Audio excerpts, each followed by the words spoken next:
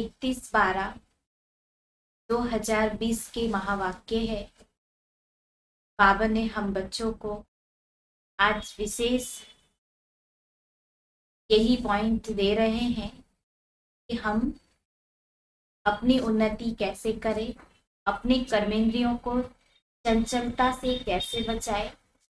तो आज बाबा विशेष हम बच्चों को कह रहे हैं, मीठे बच्चे, तुम्हारी यह ईश्वरीय मशीन है।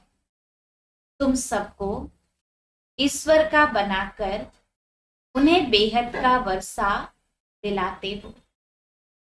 आज का प्रश्न है, कर्मेंद्रियों की चंचलता समाप्त कब होगी? तो बाबा ने उत्तर में कहा, जब तुम्हारी स्थिति सिल्वर एज तक पहुंचेगी, अर्थात जब आत्मा सतो की, बाबा कहते जब आत्मा त्रेता की सतो स्टेज तक पहुंच जाएगी तो कर्मेंद्रियां की चंचलता बंद हो जाएगी। अभी तुम्हारी रिटर्न जर्नी है, इसलिए कर्मेंद्रियों को वश में रखना है। कोई भी, बाबा कहते कोई भी छिपाकर ऐसा कर्म नहीं करना है जो आत्मा पतित बन जाए। अविनाशी सर्जन तुम्हें जो परहेज बता रहे हैं उस पर चलते रहो। आज का गीत है, मुखड़ा देख ले प्राणी अपने दिव्य दर्पण में, पुण्य है कितना पाप तेरे जीवन में। ओम शांति। रूहानी बच्चों प्रति रूहानी बाप समझा रहे हैं, न सिर्फ बच्चों को, बाबा कहते न कि सिर्फ तुम बच्चों को, जो भी रूहानी बच्चे प्रजापिता ब्रह्मा मुख वंशावली हैं, वह जानते हैं हम ब्राह्मणों को ही बाप समझाते हैं। पहले तुम शूद्र थे, फिर आकर ब्राह्मण बने हो। बाप ने वर्णों का भी हिसाब बताया है। दुनिया में वर्णों को भी समझते नहीं, सिर्फ गायन है। अभी तुम ब्राह्मणों, बाबा कहते अभी तुम ब्राह्मणों के हो, फिर देवता वर्ण के बनेंगे। विचार करो, यह बाबा कहते विचार करो, यह बातें राइट है। जज योर सेल्फ, हमारी बातें सुनो और भेद करो। शास्त्र जो जन्म मरण सुनाते हैं, बाबा कहते शास्त्र जो जन्म जन्मांतर सुनाते हैं और जो ज्ञान का सागर बाप समझाते हैं, उनकी भेंट करो। बाबा ने दोनों के लिए जज करने के लिए कहा है, उनकी भेंट करो। राइट क्या है? ब्राह्मण धर्म अथवा कुल बिल्कुल ही भूल गए। बाबा कहते हैं कि ब्राह्मण धर्म अथवा बिल्कुल ही भूले हुए हैं। तुम्हारे पास विराट रूप का चित्र राइट बना हुआ है, उस पर समझाया जाता है। बाकी इतनी भुजाओं, बाबा कहते बाकी इतनी भुजाओं वाले चित्र जो बनाए हैं और उन देवियों को हथियार आदि बैठ दिया है, वह सब है रॉन्ग। यह भक्ति मार्ग के चित्र है। इन आंखों से सब देखते हैं परंतु समझते नहीं है। कोई के ऑक्यूपेशन का पता ही नहीं। अभी तुम बच्चों को अपनी आत्मा का पता पड़ा है और 84 जन्मों का भी मालूम पड़ा है। जैसे बाप तुम बच्चों को समझाते हैं, तुमको फिर औरों को भी समझाना है। शिव बाबा तो सबके पास नहीं जाएगा, जरूर बाप के मददगार चाहिए ना। इसलिए तुम्हारी है ईश्वरीय मसीह। तुम सबको ईश्वर का बनाते हो, समझते हो हम आत्माओं का बेहद का बाप है, उनसे बेहद का वर्षा मिलेगा। जैसे लौकिक बाप को याद किया जाता है, उनसे भी जास्ती पारलौकिक बाप को याद करना पड़ेगा।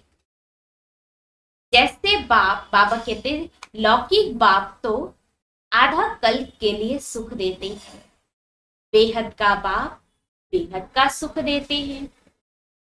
यह अभी आत्माओं को ज्ञान मिलता है। अभी तुम जानते हो 3 बाप है, लौकिक, पारलौकिक और अलौकिक। बेहद का बाप अलौकिक बाप द्वारा तुमको समझा रहे हैं। इस बाप को कोई भी जानते नहीं है। ब्रह्मा की बायोग्राफी का किसी को भी पता नहीं है। उसका ऑक्यूपेशन भी जानना चाहिए ना। शिव की, श्री कृष्ण की महिमा गाते हैं, बाकी ब्रह्मा की महिमा कहाँ है? निराकार बाप को जरूर मुक्त तो चाहिए ना, जिससे अमृत देते हैं। भक्ति मार्ग में बाप को कभी यथार्थ रीति याद नहीं करते। बाबा कहते बाप को कभी यथार्थ रीति याद नहीं कर सकते। अभी तुम जानते हो, समझते हो, शिव बाबा का यह रथ है। रथ को भी श्रृंगार करते हैं ना, जैसे मोहम्मद के घोड़े को भी सजाते हैं। तुम बच्चे जितना अच्छी रीति मनुष्य को समझाते हो, तुम सभी की बड़ाई करते हो, बोलते हो तुम या देवता थे, फिर 84 जन्म भोग तमो प्रधान बने हो, अब फिर सतो प्रधान बनना है। तो उसके लिए योग चाहिए, परंतु बड़ा मुश्किल कोई समझते। समझा जाए तो बाबा कहते अगर जैसे बाबा कोई भी बात हम बच्चों को बताते हैं तो बाबा कहते समझ जाए तो खुशी का पारा चढ़े। समझने वालों का तो और ही पारा चढ़ जाएगा, पर बाबा कहते समझाने वालों का तो और ही पारा चढ़ जाएगा। बेहद के बाप का परिचय देना कोई कम बात है क्या? समझा नहीं सकते कहते हैं, या कैसे हो सकता है? बेहद का बाप, बाबा कहते बेहद का बाप की जीवन कहानी सुनाते हैं। अब बाप कहते हैं बच्चे पावन बनो। तुम पुकारते भी थे ना कि हे पतित पावन आओ। गीता में भी मन मना भव अक्षर है, परंतु उनकी समझानी कोई के पास है ही नहीं। आत्मा बाप आत्मा का ज्ञान भी इतना क्लियर कर समझाते हैं। कोई शास्त्र में यह बातें है नहीं। हल कहते हैं आत्मा बिंदी है, भ्रिकुटी के बीच स्टार है, परंतु यथार्थ रीति किसी की बुद्धि में नहीं है। वह भी जानना पड़े। कलयुग में है ही अनराइटियस्ट, सतयुग में है सब राइटियस्ट। भक्ति मार्ग में मनुष्य समझते हैं यह सब ईश्वर से मिलने के रास्ते हैं, इसलिए तुम पहले फॉर्म भरवाते हो। यहां क्यों आए हो? इससे भी तुमको बेहद के बाप का परिचय देना है। पूछते हो आत्मा का बाप कौन? सर्वव्यापी कहने से तो कोई अर्थ नहीं निकलता।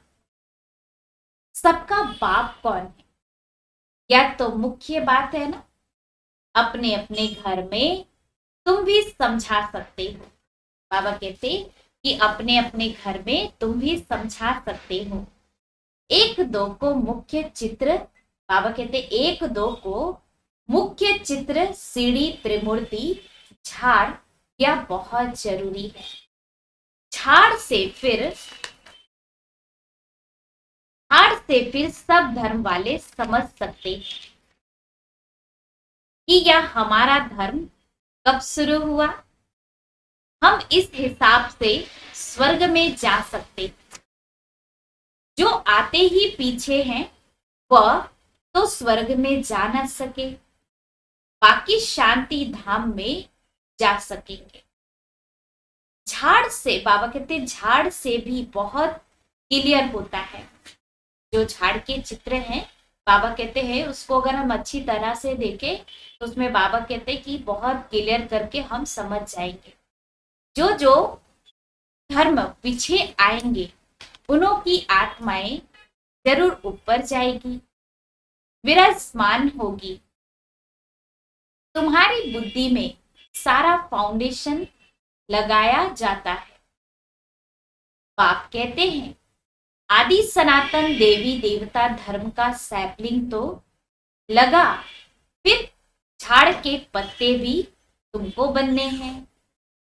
पत्ते बगैर तो झाड़ होती नहीं, इसलिए बाबा पुरुषार्थ कराते रहते हैं।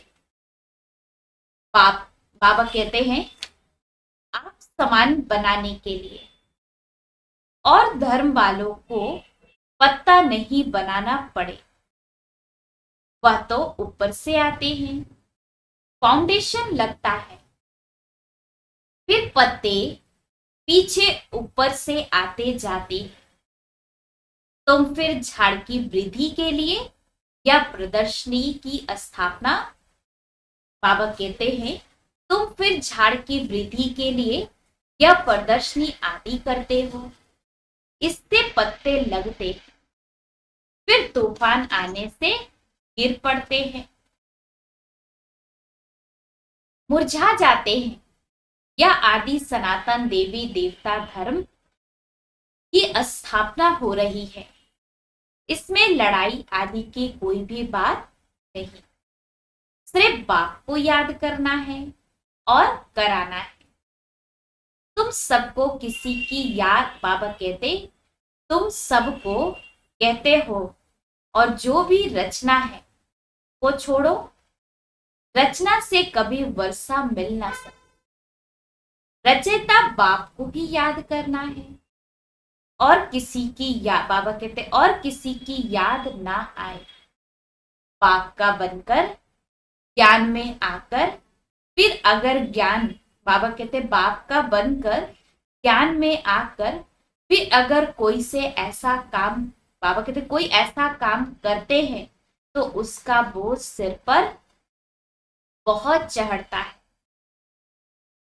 पाप पावन बनाने आते हैं और फिर ऐसा कुछ काम करते हो तो फिर उन्हें ही पतित बन, बाबा कहते तो उन्हें ही पतित बन पड़ते हैं। इसलिए बाबा कहते हैं ऐसा कोई भी काम नहीं करो जो घाटा पड़ जाए। पाप की ग्लानि होती है ना, कर्म ऐसा नहीं करो जो विकर्म जास्ती हो जाए। तो बाबा कहते इससे परहेज भी रखनी है। दवाई में भी परहेज रखी जाती है। डॉक्टर कहे या खटाई आदि नहीं खाना तो माना जाता है ना। कर्मेंद्रियों को वश करना पड़ता है। अगर पीछे, बाबा कहते अगर छिपाकर खाते रहेंगे तो फिर दवाई का असर नहीं हो। इसको कहा जाता है अशक्ति। अशक्ति पाप भी शिक्षा देते हैं कि या नहीं करो। सर्जन है ना, लिखते हैं बाबा मन में संकल्प बहुत आते हैं, खबरदार रहना। गंदे स्वप्न, मनसा में सपन, बाबा कहते मनसा में संकल्प आदि बहुत आएंगे, इनसे डरना नहीं। सतयुग त्रेता में यह बातें होती नहीं है। तुम जानते हो, अगर बाबा कहते तुम जानते हो आगे नजदीक होते जाएंगे। तुम जितना आगे नजदीक होते जाएंगे, सिल्वर एज तक पहुंचेंगे, तब सब कर्मेंद्रियों की चंचलता बंद हो जाएगी। कर्मेंद्रियां वश हो जाएगी। सतयुग त्रेता में वश थी ना। जब उस त्रेता की अवस्था तक पहुंचो, बाबा कहते हैं जब उस त्रेता की अवस्था तक आओ तब वश होंगे। फिर बाबा कहते हैं फिर सतयुग की अवस्था में आएंगे तो सतो प्रधान बन जाएंगे। फिर सब कर्मेंद्रियां पूरी वश हो जाएगी। कर्मेंद्रियां वश थी ना, नई बात थोड़ी है। आज कर्मेंद्रियों के वश है, कल फिर पुरुषार्थ कर कर्मेंद्रियों को वश कर लेते हैं। वह तो 84 जन्म में उतरते ही आए हैं, अभी रिटर्न जर्नी है। बाबा कहते हैं अब हमको फिर से जाना है, सबको सतो प्रधान अवस्था में जाना है।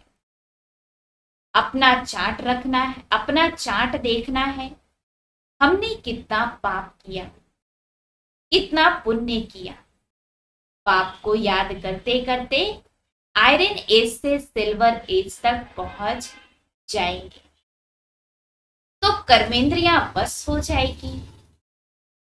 फिर तुमको महसूस होगा अभी कोई तूफान नहीं आते हैं, वह भी अवस्था आएगी। फिर गोल्डन एज में चले जाएंगे। मेहनत कर पावन बनने से खुशी का पारा भी चढ़ेगा। जो फिर आते हैं उन्हों को समझाना है कैसे तुमने 84 जन्म लिए। जिसने 84 जन्म लिए, बाबा कहते वही समझेंगे। कहेंगे अब बाप को याद कर मालिक बनना है।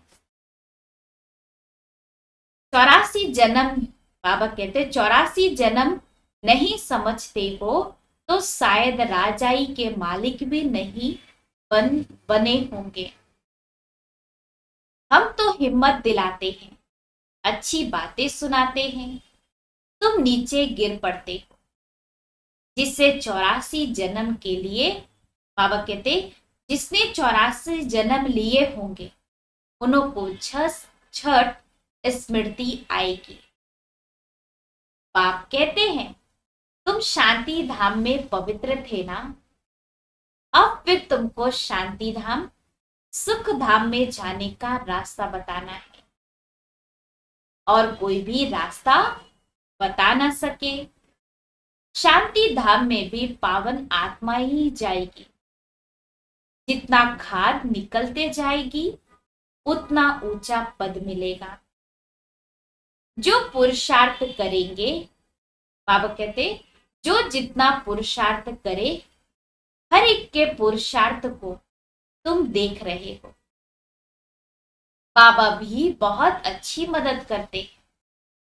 या तो जैसे पुराना बच्चा है, हर एक की नब्ज को समझते हो ना।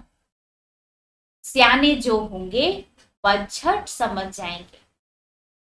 बेहद का बाप है, उनसे जरूर स्वर्ग का वर्षा मिलना चाहिए।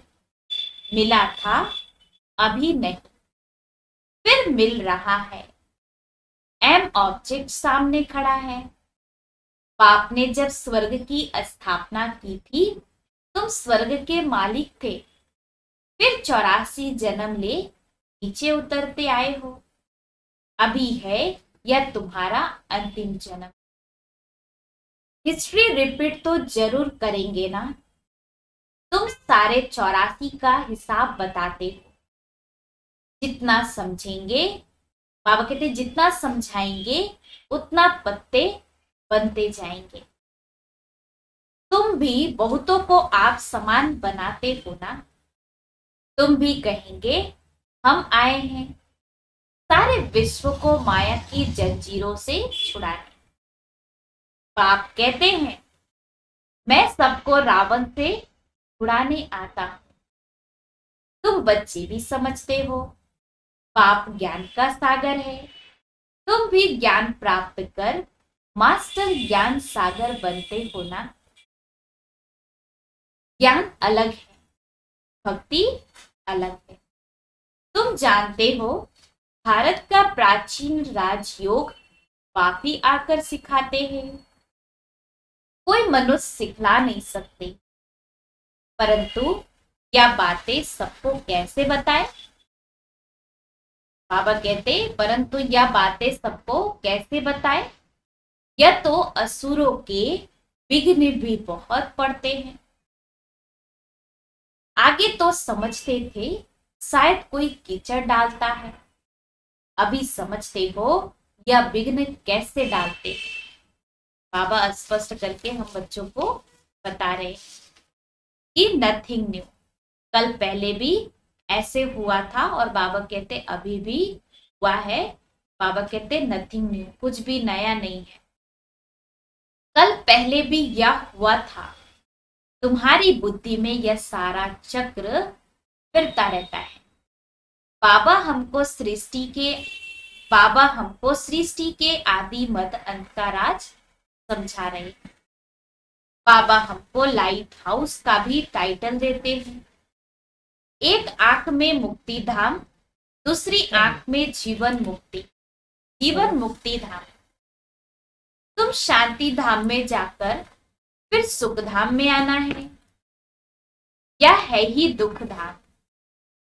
बाप कहते हैं इन आंखों से जो कुछ तुम देखते हो उनको भूलो, अपने शांति धाम को याद करो। आत्मा को अपने बाप को याद करना है। इसको ही अव्यभिचारी योग कहा जाता है। ज्ञान भी एक से ही सुनना है, वह है अव्यभिचारी ज्ञान। याद भी एक को करो, मेरे तो एक दूसरा ना कोई। जब तक अपने को आत्मा निश्चय नहीं करेंगे तब तक एक की याद आएगी ही नहीं। बाबा कहते आत्मा भी कहती है मैं तो एक बाबा की ही बनूंगी, मुझे जाना है बाबा के पास। यह शरीर तो पुराना जड़ जड़ी भूत है, इसमें भी पुराना खाल है। बाबा कहते यह भी जड़ जड़ी भूत है, इसमें भी ममत्व नहीं रखना है। यह ज्ञान की बातें हैं, ऐसे नहीं कि शरीर की संभाल नहीं करनी है, अंदर में समझाना है। यह पुराना खाल है, इसको तो अब छोड़ना है। तुम्हारा है बेहद का सन्यास, वह तो जंगल में चले जाते हैं। तुमको घर में रहते याद में रहना है। बाबा ने सन्यासियों के लिए कहा कि घर बार छोड़ करके जंगल में चले जाते हैं सन्यास करने के लिए। बाबा ने हम बच्चों को कहा कि तुमको घर में रहते भी बेहद का याद में रहना है।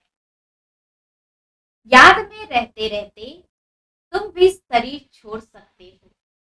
कहाँ भी हो तुम बाप को याद करो, याद में रहेंगे स्वदर्शन चक्रधारी बनेंगे, तो कहाँ भी रहते तुम ऊंचा पद पालेंगे।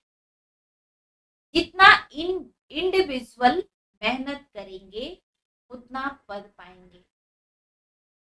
घर में रहते भी याद की यात्रा में रहना है। अभी फाइनल रिजल्ट में थोड़ा टाइम पड़ा है, फिर नई दुनिया भी तैयार चाहिए ना। अभी कर्मातीत अवस्था हो जाए तो सूक्ष्म वतन में रहना पड़े। सूक्ष्म वतन में रहकर फिर जन्म लेना पड़ता है। आगे चलकर तुम सबको साक्षात्कार भी होगा। अच्छा, बाबा का याद प्यार है। मीठे मीठे सिक्के लगे बच्चों प्रति माता पिता बाप दादा का याद प्यार और गुड मॉर्निंग। रूहानी बाप की रूहानी बच्चों को नमस्ते। हम रूहानी बच्चों की रूहानी बाप दादा को याद प्यार, गुड मॉर्निंग और नमस्ते नमस्ते। धारणा के लिए मुख्य सार। पहली पॉइंट, एक बाप से ही सुनना है, एक की ही अव्यभिचारी याद में रहना है, इस शरीर की संभाल करनी है। बाबा कहते इस शरीर की संभाल रखनी है, लेकिन ममत्व नहीं रखना है। दूसरी पॉइंट, बाप ने जो भी परहेज बताई है उस पर पूरा पालन करना है। कोई भी ऐसा कर्म नहीं करना है जो बाप की ग्लानि हो, बाप का खाता बने, अपने को घाटा में नहीं डालना। आज का बाबा का वरदान, बाबा विशेष हम बच्चों को वरदान दे रहे, अपने विशाल बुद्धि रूपी तिजोरी द्वारा ज्ञान रत्नों का दान करने वाले महाधानी भव। बाबा ने डिटेल में बताया, बुद्धि सभी कर्मेंद्रियों में शिरोमणि गाई हुई है। बाबा कहते बुद्धि सभी कर्मेंद्रियों में शिरोमणि गाई हुई है। जो विशाल बुद्धि है, अर्थात जिनकी बुद्धि, बाबा कहते जिनकी बुद्धि सालिम है, माना गंभीर, उसका मस्तक सदा चमकता है, क्योंकि बुद्धि रूपी तिजोरी में सारा ज्ञान भरा हुआ है। वे अपनी बुद्धि रूपी तिजोरी से ज्ञान रत्नों का दान कर महादानी बन जाते हैं। तुम बुद्धि को सदा ज्ञान का भोजन देते रहो। बुद्धि अगर ज्ञान बल से भरपूर है तो प्रकृति को भी योग बल से ठीक कर लेती है। सर्वोत्तम बुद्धि वाले संपूर्ण ज्ञान से सर्वोत्तम कमाई कर वैकुंठ की बादशाही प्राप्त करते हैं। आज का स्लोगन है, शक्ति स्वरूप की स्थिति का अनुभव करना तो संकल्पों की गति को धैर्यवत बनाओ। बाबा ने स्लोगन में कहा कि शक्ति स्वरूप स्थिति का अनुभव करना है तो संकल्पों की गति को धैर्यवत बनाओ। अच्छा, ओम शांति, ओम शांति, ओम शांति।